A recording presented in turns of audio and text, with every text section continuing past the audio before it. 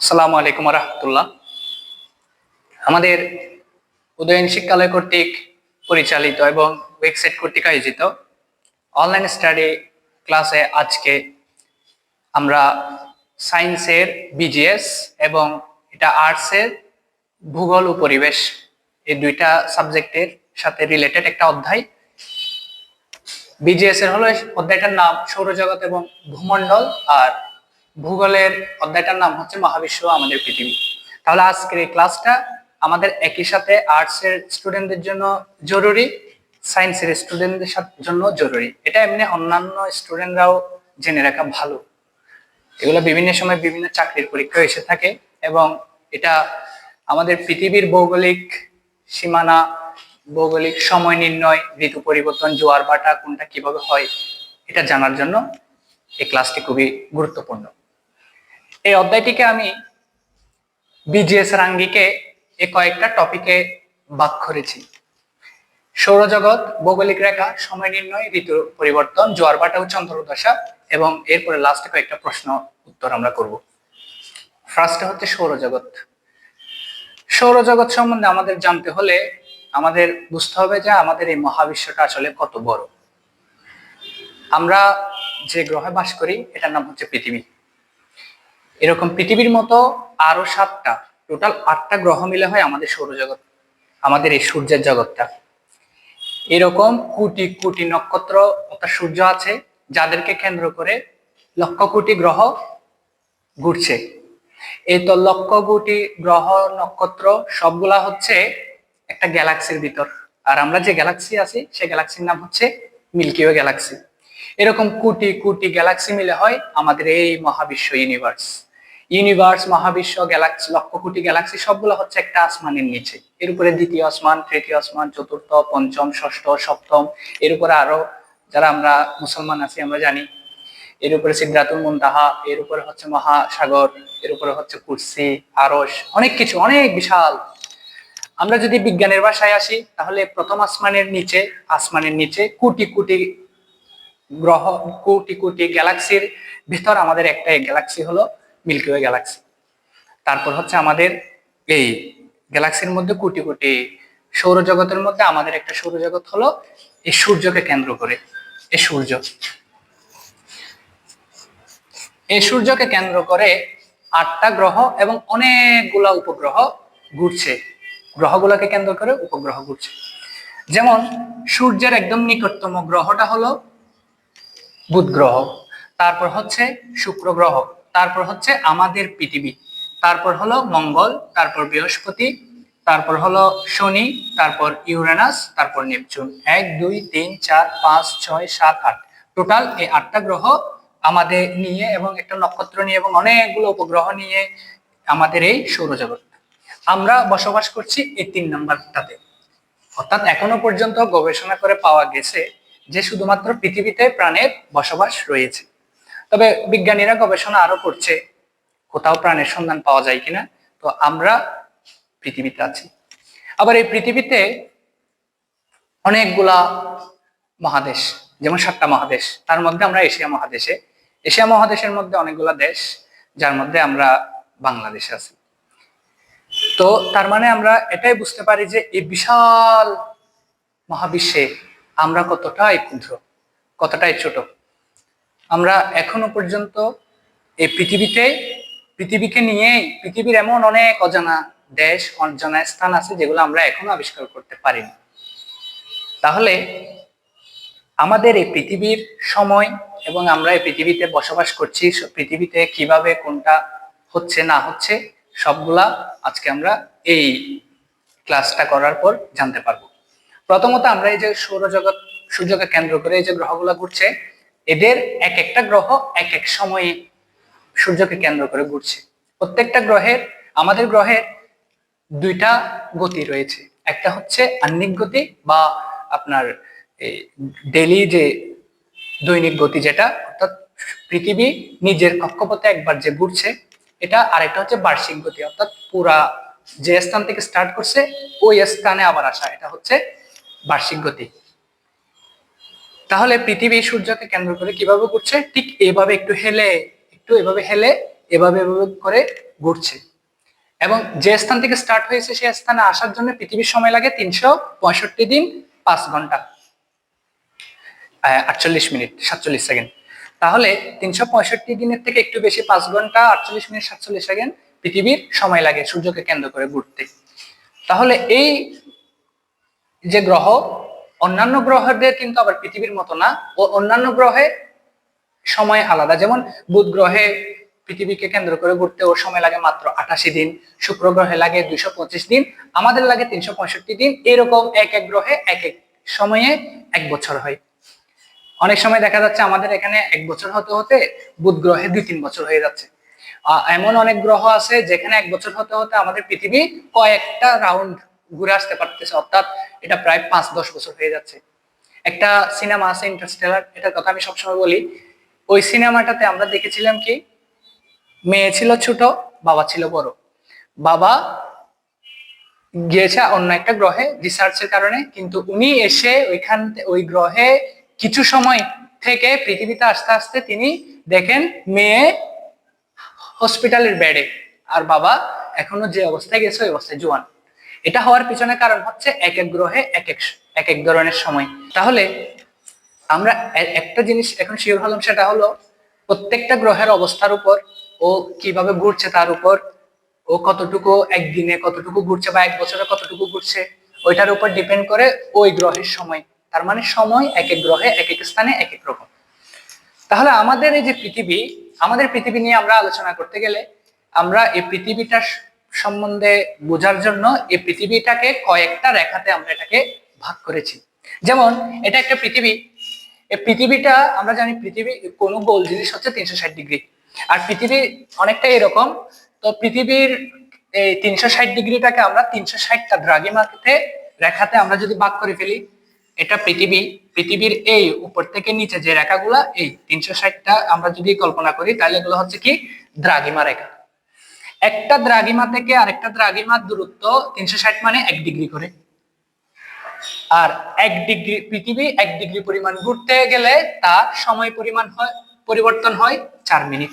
আমি এটা একটু পরে আসি, আগে আমি রেখাগুলো সম্বন্ধে একটু পরিচয় হই। এটা পৃথিবী।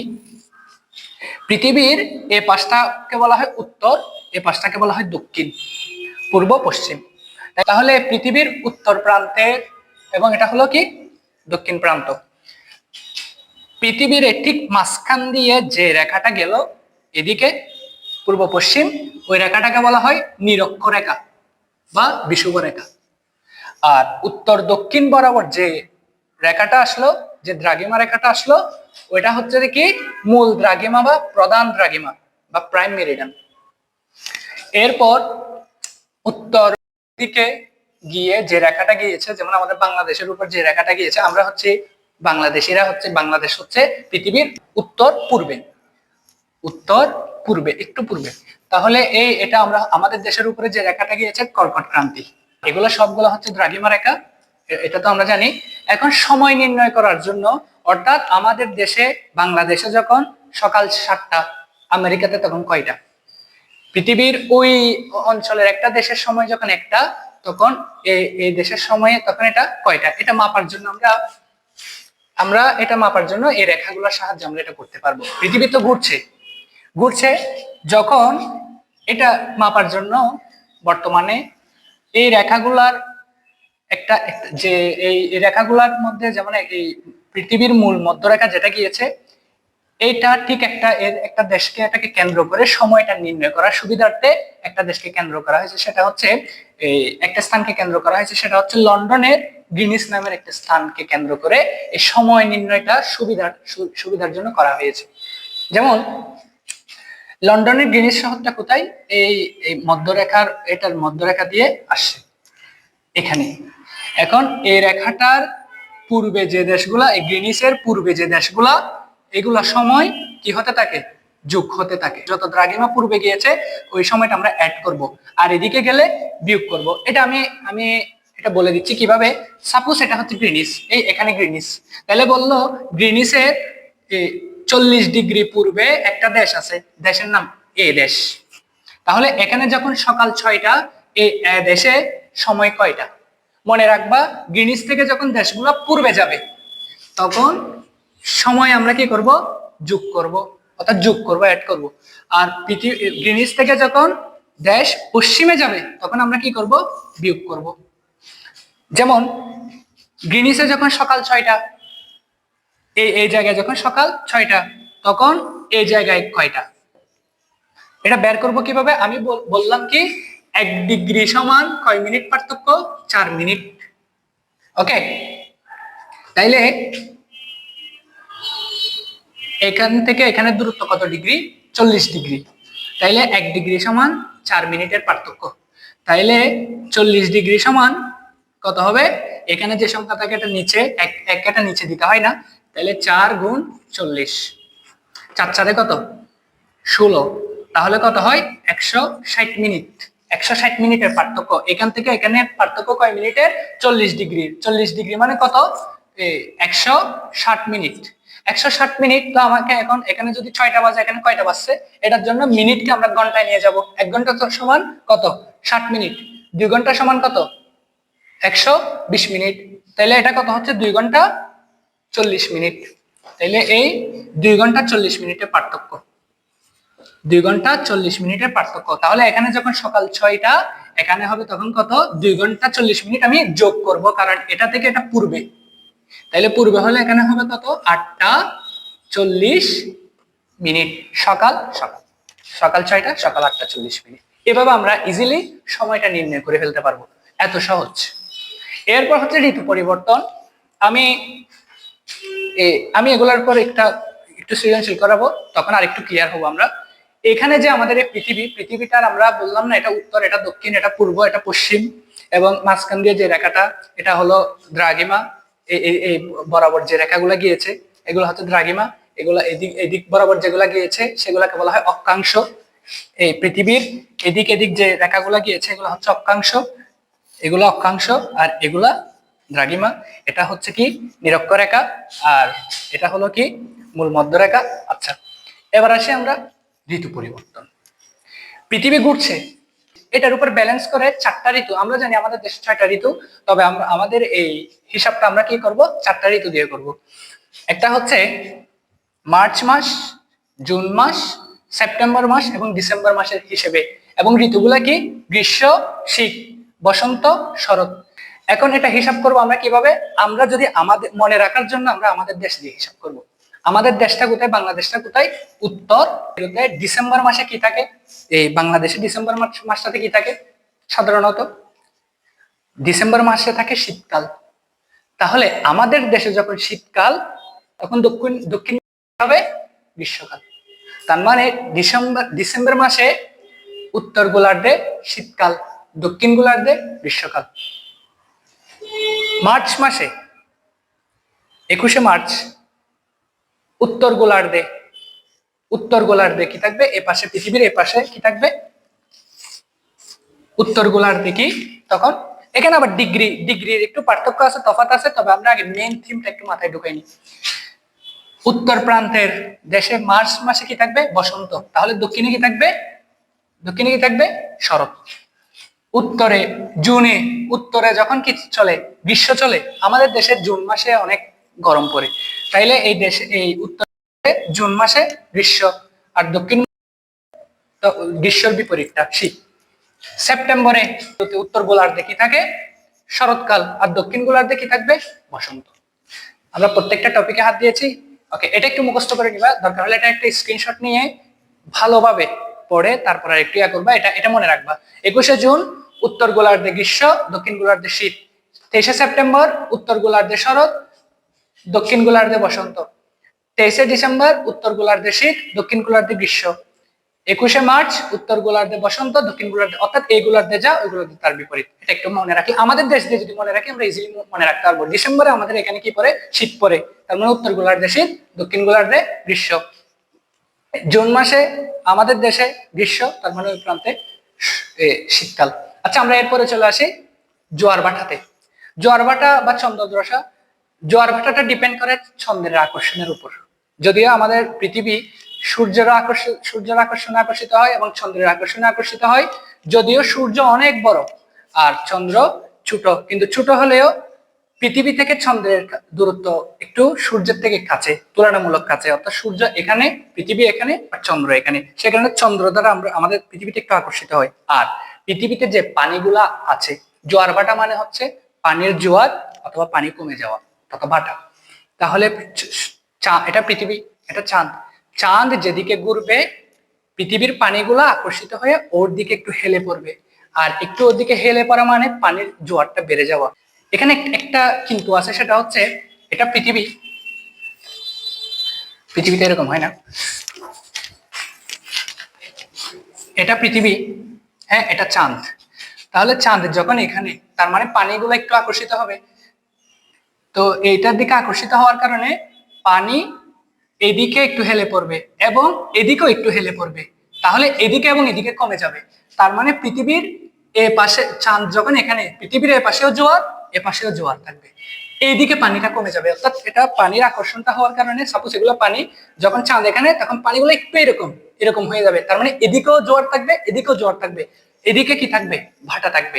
আর এদিকে জোয়ারটা, অর্থাৎ চাঁদ যেদিকে আছে এদিকে জোয়ারটাকে বলে মুখ্য জোয়ার, মুখ্য মুখ্য জোয়ার। আর অপোজিটেরটাকে বলা হয় গৌণ জোয়ার, গৌণ। হ্যাঁ, আর এখানে ভাটা। ওকে। আর চন্দ্রের দশা সেটা তো আমরা জানি, অর্থাৎ আমরা চাঁদটাকে এক এক দিন এক এক রকম দেখি, অনেক সময় পূর্ণিমা দেখি, অনেক সময় ক্ষুদ্র দেখি, অনেক সময় ঈদের চাঁদের মতো একদম হালকা দেখি। তো চাঁদ তো চাঁদের জায়গায় থাকে, শুধু ঘুরছে, ও ওর মতো করে কি ঘুরছে।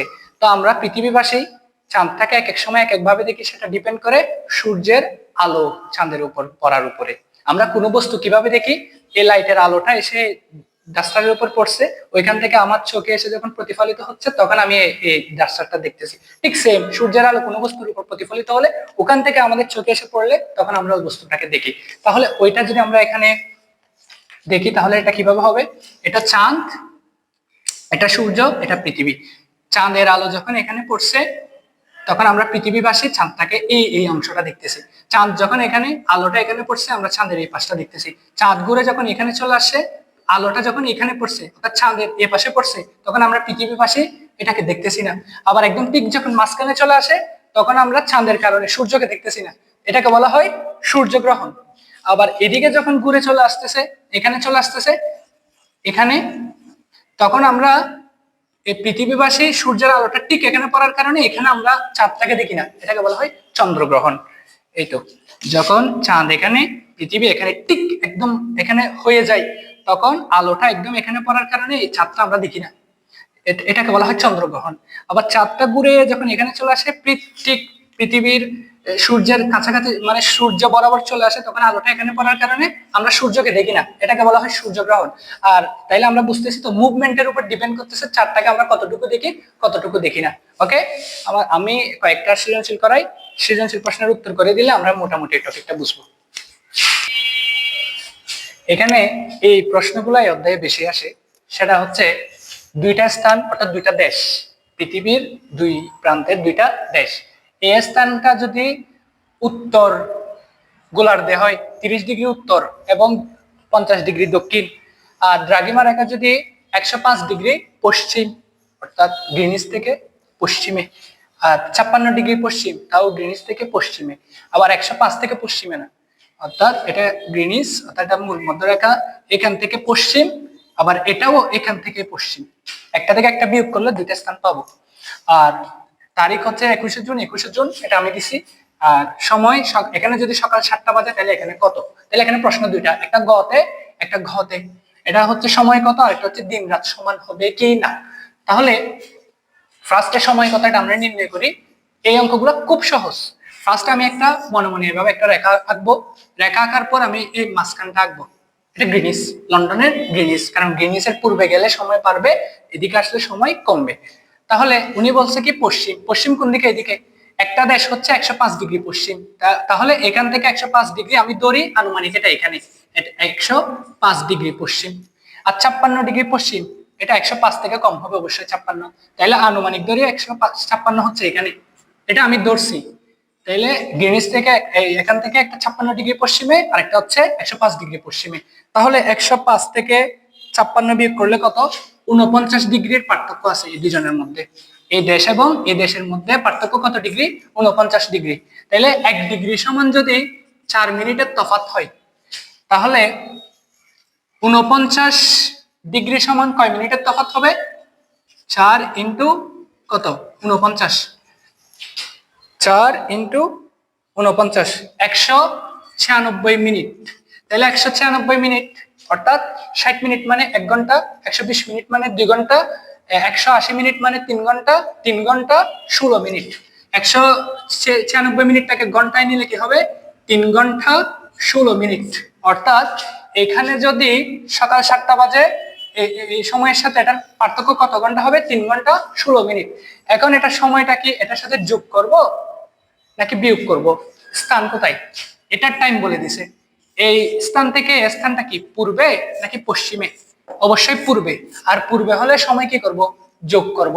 তাহলে এ স্থানে যখন 7টা, বি স্থানে হবে 3 ঘন্টা 16 মিনিট যোগ করে দিব। 8টা, 9টা, 10টা, 10টা 16। এই জায়গায় হবে কত? তাহলে তখন 10টা 16 মিনিট, সকাল 10টা 16 মিনিট। ওকে, দিন রাত সময় হবে কিনা সংক্ষেপে বলি। এটা পৃথিবী, এটা উত্তর, এটা দক্ষিণ। এ স্থান হচ্ছে 30 ডিগ্রি উত্তরে, অর্থাৎ কর্কট ক্রান্তি, তখন সূর্য কর্কট ক্রান্তির উপর। আর এটা হচ্ছে তখন কি? দক্ষিণ। তাহলে 21শে জুন উত্তর গোলার্ধে কি থাকে? গ্রীষ্মকাল। দক্ষিণ গোলার্ধে কি থাকে? শীতকাল। দিন রাত সমান হবে না। জুন মাসে এখানে যখন গ্রীষ্মকাল, তাহলে এখানে তখন কি? দিন বড়, গ্রীষ্মকালে দিন বড়, আর এটা দিন ছোট। তাহলে দিন রাত দৈর্ঘ্য সমান হবে না। এটা একটু ব্যাখ্যা করে নিজের মতো করে সৃজনশীলে লিখবা। এটা গেল। আরেকটা প্রশ্ন, দুইটা স্থান, একটা হচ্ছে 15 ডিগ্রি পূর্বে আর একটা হচ্ছে 75 ডিগ্রি পশ্চিমে। এখানে সকাল 6টা, তখন এখানে কয়টা? ওকে, আবার সেম মেথড। এখানে গ্রিনিচ আঁকলাম, এই গ্রিনিচ আঁকার পর গ্রিনিচ থেকে এই দেশটা কত ডিগ্রি পূর্বে? 15 ডিগ্রি। এই 15 ডিগ্রি পূর্বে একটা দেশ আঁকলাম। আর এটা কত ডিগ্রি পশ্চিমে? 75 ডিগ্রি পশ্চিমে। এই 75 ডিগ্রি পশ্চিমে একটা দেশ আঁকলাম। তাহলে এখান থেকে এখানে দূরত্ব কতটুকু? পূর্ব থেকে গ্রিনিচ পর্যন্ত আসতে 15, আবার এখান থেকে এটা কত? 75। তাহলে এই ক দেশ এবং খ দেশের মধ্যে কত ডিগ্রির দূরত্ব? এদিকে 15, এদিকে 75, কত ডিগ্রি হয়? 90 ডিগ্রি। 1 ডিগ্রি সমান 4 মিনিটের পার্থক্য। তাহলে 90 ডিগ্রি সমান 4 ইন্টু 90, 4 9 কত? 36, অর্থাৎ 360 মিনিট। 360 মিনিটকে আমরা ঘন্টায় নিয়ে যাই, 6 ঘন্টার পার্থক্য। তাহলে এই স্থানে যখন সকাল 6টা, তাহলে এই জায়গার সময় কত? এখান থেকে এখানে দূরত্ব পশ্চিম দিকে গেছে। এই দেশ থেকে এই দেশ হচ্ছে পশ্চিম, এই দেশ থেকে এই দেশ কি? পশ্চিম। এখানে সকাল 6টা, আমরা জানি পশ্চিম দিকে হলে মাইনাস হয়, পূর্ব দিকে হলে সময় যোগ হয়। তাহলে এটা মাইনাস হবে। 6 ঘন্টা মাইনাস করো, এখানে সকাল 6টা, এখানে সকাল 6টা, 6 ঘন্টা মাইনাস করো। 5টা, 4টা, 3টা, 2টা, 1টা, 12টা। তাহলে এখানে হচ্ছে এর আগে রাত 12টা। ঠিক আছে, আজ এতটুকুই। মোটামুটি সবগুলো টপিকে হাত দিয়েছি এবং সৃজনশীল আসলে কিভাবে করবো এটাও বুঝেছি। বাদ বাকিটা তোমরা আর একটু ভালোভাবে অধ্যায়টা পড়বা। আমরা ভবিষ্যতে এই অধ্যায়গুলো যখন আবার আসবো বেশি বেশি করে সৃজনশীল করবো। আল্লাহ হাফেজ।